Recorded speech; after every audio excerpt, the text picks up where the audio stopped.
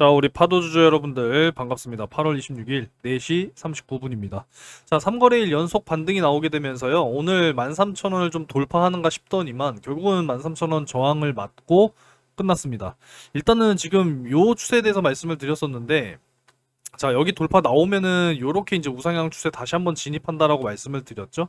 돌파만 나와준다라고 하면은 올해 최종 목표가는 16,000원이라고 말씀을 드렸습니다. 자, 3거래일 이제 연속 반등 나오면서 제가 말씀드린 요 12,000원 선 이하 쪽 분할 매수 의견은 이번에도 역시나 적중한 모습이죠. 그죠?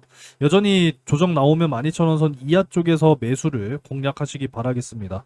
다시 한번 또 이렇게 상승이 나와줬으니까 오늘도 영상 시청하시면서 좋아요 버튼을 또 많이 눌러주신다면 파도 역시도 주가에 또 힘을 받고 추가적으로 상승하지 않을까 내심 기대가 되니까 자, 요 좋아요 버튼 많이 좀 눌러주시면 감사하겠고요. 자, 요 정보방 많이 들어오시기 바랍니다. 이제 237분 정도 들어오셨는데 영상 아래쪽 댓글 링크가 항상 있으니까 확인하셔서 네, 들어오시면 되겠습니다. 일단 오늘 시장 전체적으로 역시나 하락 종목이 더 많았습니다. 그죠? 대형주 위주의 하락이 진행이 되다 보니까 지수가 또 하락을 하면서 마감을 했고, 코스닥은 그래도 다행히 또 800 저항선을 넘어서는 모습을 보여주면서 마무리가 됐고, 대부분의 종목들이 좀 하락하는 와중에 오늘 뭐 반도체 섹터 지지부진한 모습이었지만 파도 홀로, 그죠? 네, 파도 홀로 5.53% 상승으로 마무리가 됐습니다.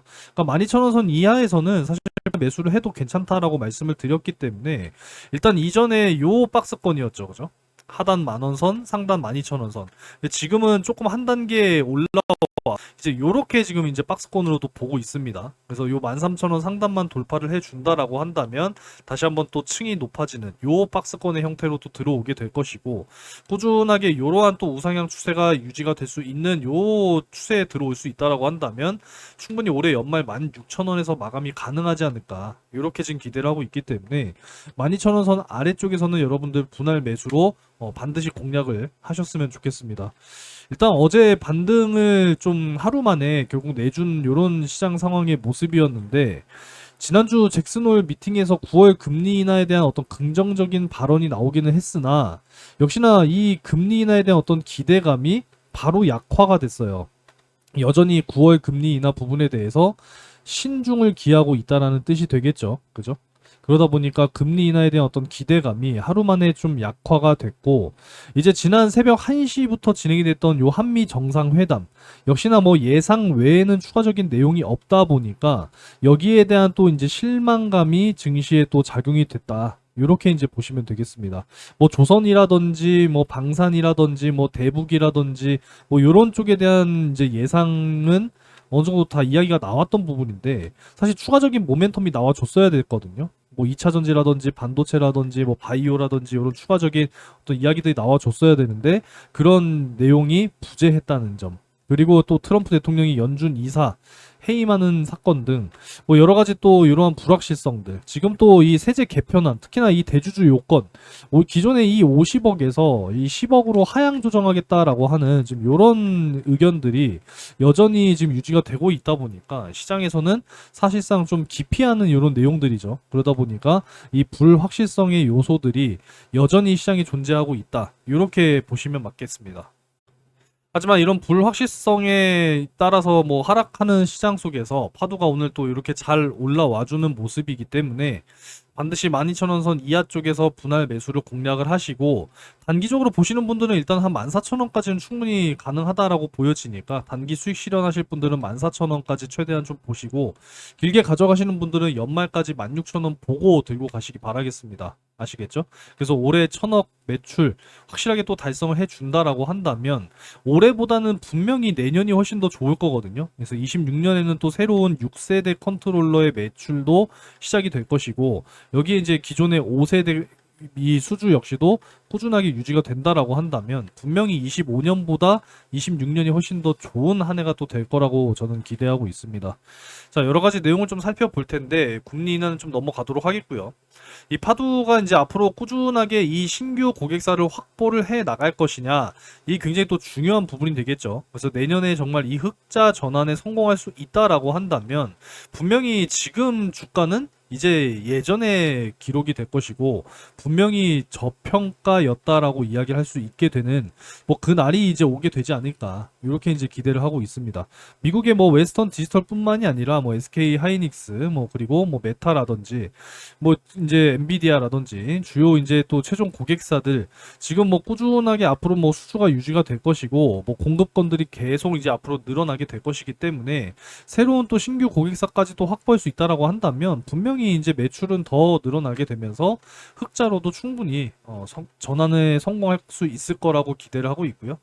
이제 10살이 된 파두, 네, 실적 퀀텀 점프라고도 이야기를 하고 있습니다. 그래서 AIDC 팹리스 기업으로 도약할 것이다.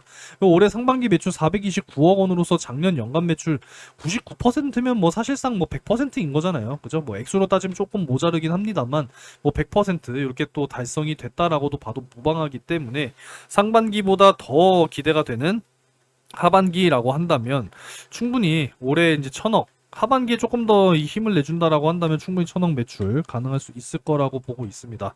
내용을 좀 추가적으로 보게 되면 역시나 올해 상반기와 하반기 이딴 공급 수주로 2022년 최대 매출 564억 원 돌파 기대감을 높이고 있다라는 거죠.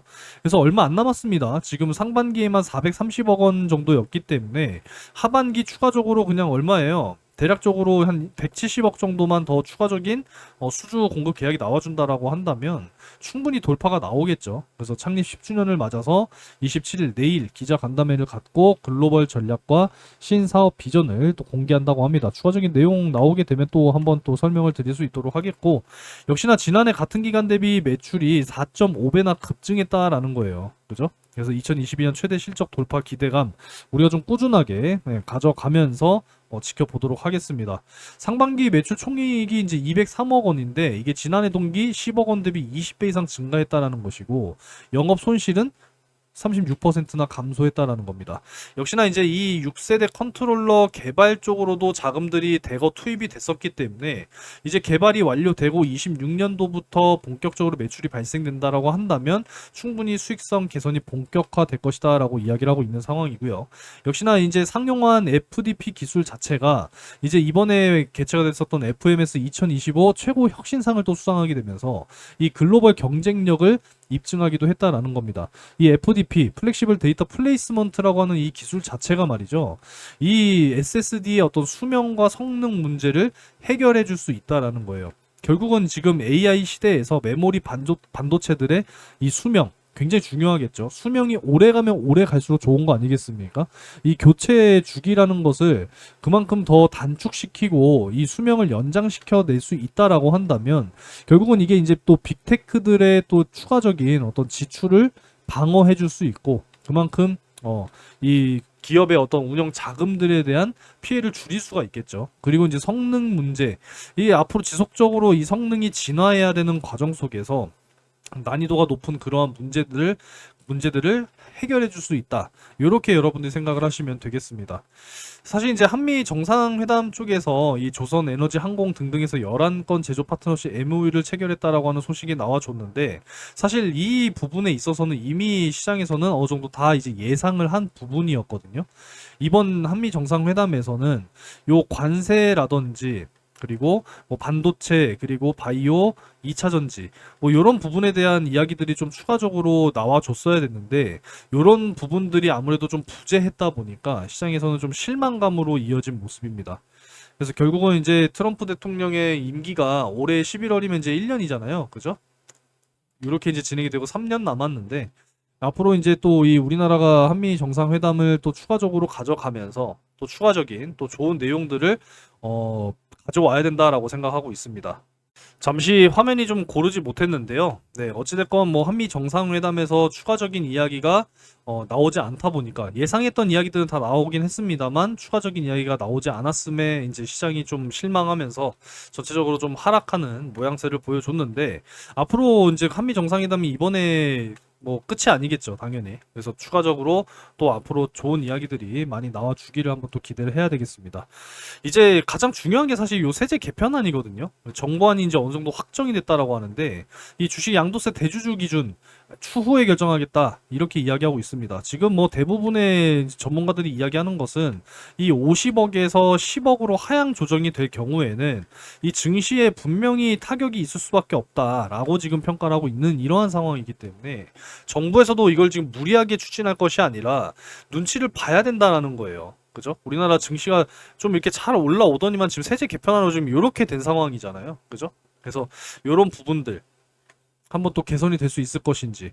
사실 이제 지금 정부, 이재명 정부가 처음에 이제 이야기를 했었던 것이 바로 증시 부양이었잖아요. 그리고 자기가 이제 임기 시작하게 되면은 코스피 3천은 무조건 넘어갈 것이다. 그래서 그 기대감에 의해서 3,200선까지 올라왔지만 그 이상의 어떤 상승 모멘텀이 지금 제한된 상황이고, 오히려 지금 이 세제 개편안이 시장에는 좀 악재로 작용이 되면서 오히려 빠져버리는 요런 지금 결과가 나오고 있는 상황이기 때문에 이 세제 개편안 역시도 좀 정부에서 신속하게 대응을 해줬으면 좋겠습니다.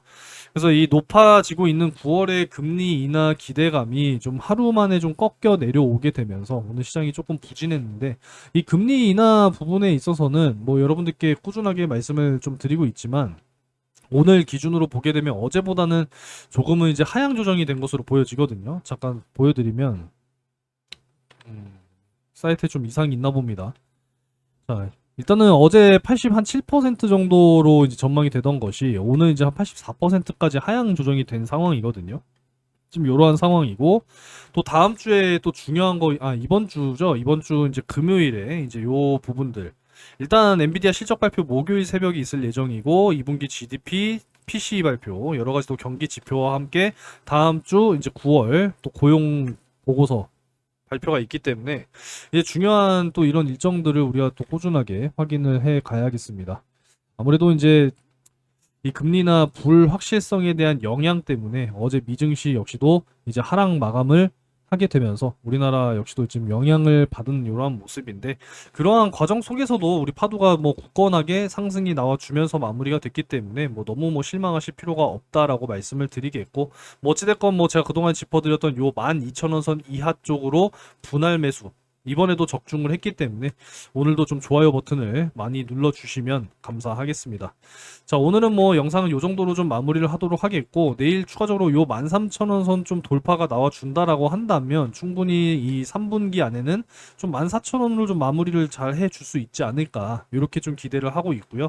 요러한 지금 우상향 추세, 빗가기 저점 고점이기 때문에 요 13,000원 저항 곧 뚫어주게 된다라고 한다면 충분히 들어올 수 있어요, 추세. 아시겠죠? 이렇게 보고 있으니까 많은 응원을 해 주시기 바라겠습니다. 자, 오늘도 영상 시청 감사드리겠고요. 오늘도 좋아요 버튼 한 번씩 많이 좀 눌러주시면 감사하겠고, 항상 말씀드리는 이 정보방, 뭐 여러분들과 함께 소통하면서 여러 가지 정보들도 꾸준하게 실시간으로 드리고, 매일같이 수익 날 수 있는 단기 수익 종목, 오늘은 이제 이 대하TI 10% 수익 이렇게 또 만들어 드렸기 때문에 단기적인 수익을 희망하시는 분들은 꼭 입장하셔서 함께 하시기 바라겠습니다. 자, 오늘도 영상 시청 감사드리고 여전히 날이 뜨겁습니다. 네, 건강 항상 유의하시기 바라겠고 전 다음 영상에 또 찾아오도록 하겠습니다.